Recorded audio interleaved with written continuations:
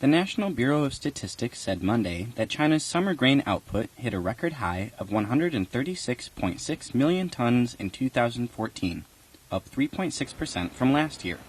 This was realized by a combination of a favorable climate and preferential policies for farmers. The bumper harvest may help allay worries about China's ability to feed its population in light of soaring cereal imports in recent years.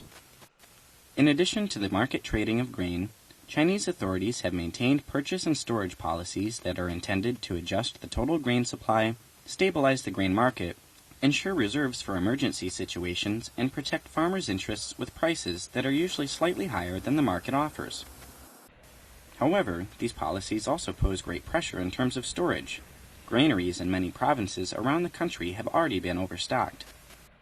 At this grain depot in Harbin, capital of northeast China's Heilongjiang province, the country's largest commodity grain producer, gunny bags filled with corn have been piled into a mini mountain with an area of over 600 square meters and a height of about 8 meters. But what's really surprising is that this corn, which amounts to 113,000 tons, was purchased in 2012 and 2013 as required by the government to protect farmers' interests.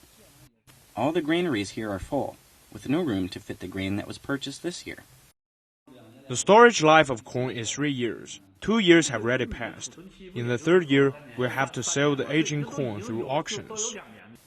At another granary in Harbin's Fangzhong County, a large amount of grain has to be enclosed in mats and placed in the open air instead of inside the granaries. A county official said there are 6 state-run grain companies in the county, with an effective storage capacity of 50,000 tons. However, the amount of grain that must be stored is as high as 250,000 tons. According to government policy, we buy the grain at government set price to protect the farmers. But the granaries are all full now, so we have to put it in the open air. The situation will continue to be like this if no new granaries are built. In 2013, Heilongjiang's grain output reached 60 million tons, marking the 10th consecutive year of growth. However, the increase was in direct contrast with a downturn in the domestic grain market and falling prices. Relatively lower rice prices in South China and imported corn and soybeans have also affected the purchase and sale of rice, corn, and soybeans in Heilongjiang. In addition, its geographical position in northeast China makes it hard to transport grain out of the region. Therefore, large amounts of grain are purchased and stored by local granaries. Challenges like the ones Heilongjiang is facing have been seen in other major grain-producing provinces across China, such as Jilin, Henan, Anhui, Shandong, and Jiangxi. In northeast China's Jilin province, many companies have also had to store their grain outside. Here in Nong'an County, one of the top grain-producing counties in China, multiple types of storage facilities have been set up for grain preservation, such as standard solid granaries, simple granaries, and tent warehouses. The total storage capacity has jumped to over 3.5 million tons, among which 1.5 million tons is stored in outdoor areas. Weather forecasts indicate that the province has entered flood season. Several major grain-producing counties sit in dangerous areas where rain and flooding could harm their grain. It's not safe to put the grain in an open place.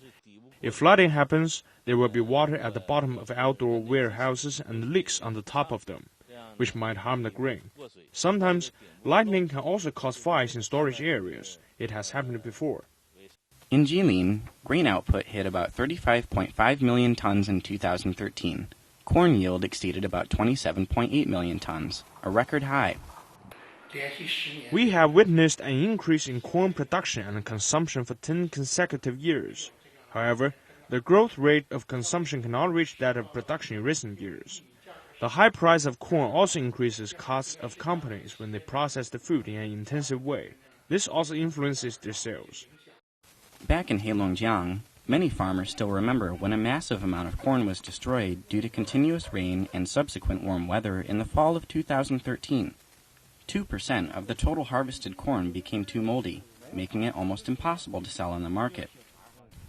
Local authorities subsequently loosened the purchase price for corn. At lower prices, state-run reservoirs purchased over 13 million tons of corn from farmers, which further challenged local granaries. About 25% of Heilongjiang's grain is currently stored outside, which may pose problems for food security. The purchase volume for the coming fall harvest will reach 60 million tons in Heilongjiang. The province has set aside over 2 billion yuan, or $322 million to expand its granaries. Although it has repaired and expanded some already, there is still a serious shortage. Song Jiryong, deputy director of a food reservoir belonging to the China Grain Reserves Corporation, said new granaries haven't been built by the company for 15 years. But this year, it will start building new granaries. We haven't invested in the current granaries for 15 years. The newest were built in 1999.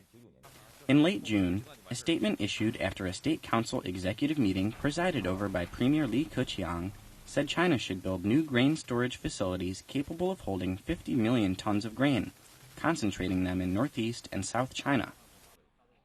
We are in urgent need of brick and mortar granaries. I think the government should provide more funding for this, because according to regulations, such granaries are more effective and can be used for 50 years. The tent warehouses only last 25 years. The State Council meeting also concluded that China should innovate in terms of financing granary construction by guiding social capital to participate in the process.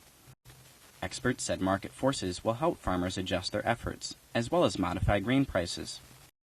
On the condition that farmers' interests are guaranteed, China will push to change current policies on minimum purchase prices, temporary grain purchases, and agricultural subsidies into a target price system for agricultural products.